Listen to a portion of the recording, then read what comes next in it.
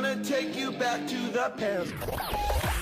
He's gonna take you back to the past to play the shitty games that suck ass. He'd rather have a buffalo take a diarrhea dump in his ear. He'd rather eat the rotten asshole of a roadkill stump and down it with beer. He's the angriest gamer you've ever heard. He's the angry Nintendo nerd. He's the angry Atari Sega nerd. He's the angry video game nerd. Okay, the wait is finally over. This is the review that everybody wants to see. Here it is, Superman on Commodore 64. Yeah, that's what you mean, right? The Commodore 64? It was one of the best-selling home computers from the 80s. The games came on floppy disks. Remember those? The ones that actually are floppy?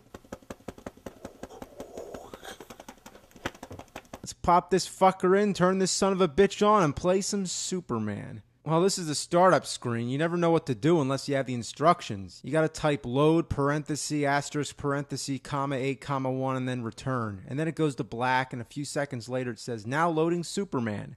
At least that lets you know you did it right. But then you gotta wait for the piece of shit to load. You remember those early CD-based game consoles like the PlayStation, and you'd always have to wait for everything to load?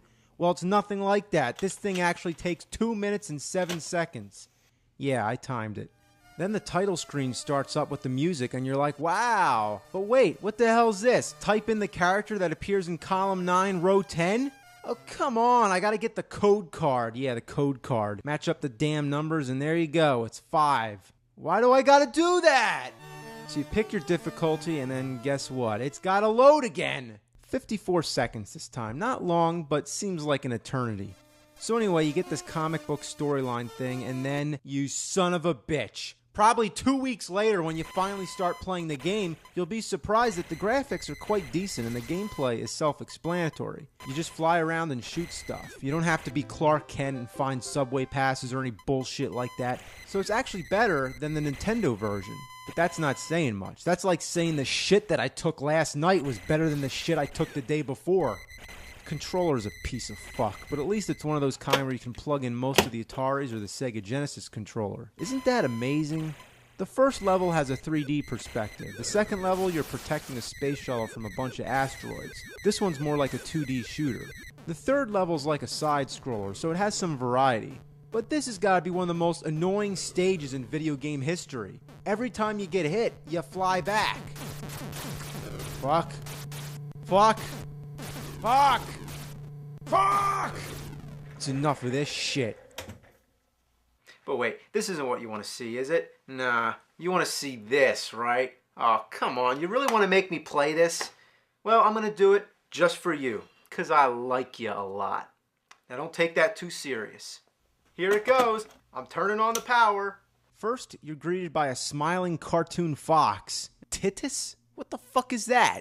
Well, the official title of the game is just Superman, but probably because of the Nintendo 64's tradition of putting 64 at the end of so many titles, it's no wonder that it got that reputation. The first thing that bothers me is the stock music. Why not the Superman theme? You know, the John Williams one? Why don't any of these games have that? Immediately as the game begins, you have to start flying through rings. I don't even have any time to get used to the control. You think that as soon as the game starts, you'd have a little free range, you know, to fly around and explore. But no, you gotta fly through rings. And you can't fuck up. If you miss more than, I think, 3, I don't know, sometimes it's 2 and sometimes it's 4, so I'm not sure. But basically, if you miss a few of these rings, you go back to the beginning. And you keep trying it over and over till you get it right. And on top of that, there's a time limit. And being that this is the first part of the game, you'd think that the time limit would be a little lenient. But no, it gives you just barely enough time to get through all these rings. You gotta be perfect. Looks like I'm doing a real shitty job, but the control is awful. You have to be very specific with the joystick or else Superman takes a dive in the wrong direction. And then when you try to make a sharp turn, he just goes all over the place. You all probably know better than I, and it goes without saying, but this game is horrendous! And you know what the most pathetic thing about it is? This game isn't even 10 years old! Just barely. You'd think by 1999 there'd be some kind of quality standard. What? I'm stuck? How the hell am I stuck? I'm underneath the bridge. Looks like Superman stroking his super dick. So, naturally, when a game gives you a time limit, you're in a hurry. You can't approach any of these rings with care and patience. You gotta keep moving. If you miss a ring, you have the option to turn around and try to get it again, so there's no strike against you unless you skip to the next ring, so basically you have to go through all the rings in order. But if you miss one, the time it takes you to turn your ass around and go back through, you already wasted too much time, so it's almost the same as just missing the ring. You have to keep flying. If you stop and bullshit around, then you're not going to make the time limit. See, I just fucked around too much, so I might as well just give up and kill myself. You see that building? I'm just going to crash into it. Well, that didn't do a damn thing. You mean you can't die? Well, absolutely not. You're just stuck in limbo until the time runs out. The only thing worse than an impossibly bad game is not even being able to kill yourself. What's with the punching? Do I actually get to punch people somewhere in this shitload fuck of a game? I guess I'll never find out, but why are these punches so awkward? You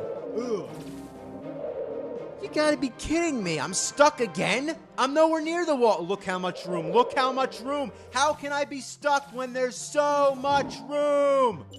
15 seconds and I'm almost there. Almost there. Oh, fuck, Mr. Ring. Oh, come on. Can't even give me one more chance? Oh, man, what is he doing? Exercises?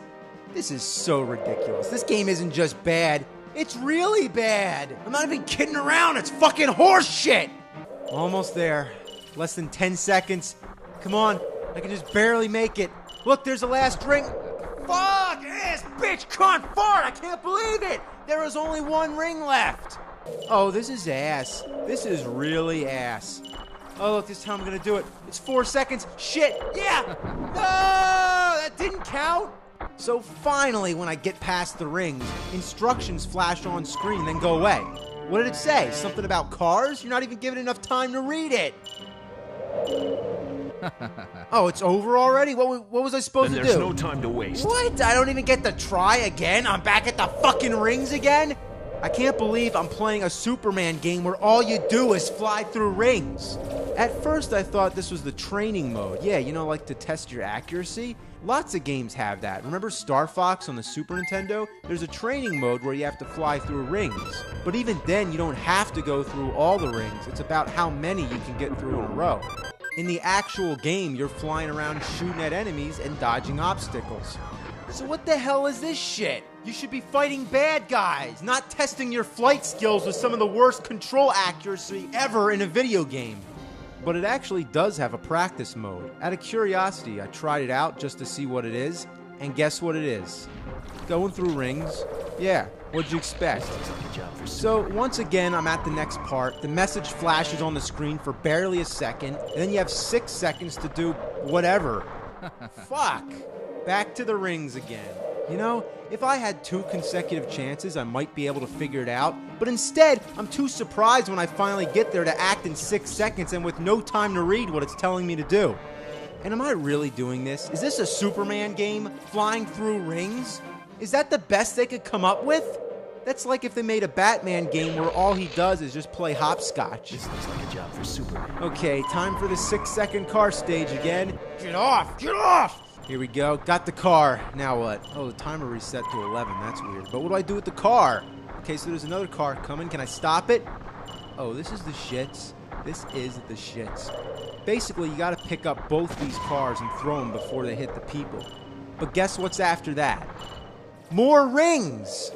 And after that, you got to pick up a police car and carry it to the goal. I'm starting to notice a pattern here. You go through rings, pick up cars, go through rings, and pick up cars. So I get to the goal, and guess what's next? Seriously, I want you to just take a guess what comes after this. More rings? Yeah. What kind of game is this? Is this some sort of insanity test? Well, I'm done. I'm sorry, but that's all I can do. This game doesn't even qualify as shit. It's like the equivalent of shit taking a shit. This is unspeakably, shockingly bad. It's sickeningly loathsome. It's a fucking suffering to the mind. It's a bunch of fuck and it doesn't belong on this planet. Somebody's gotta take care of it. This is a job for the fucking nerd.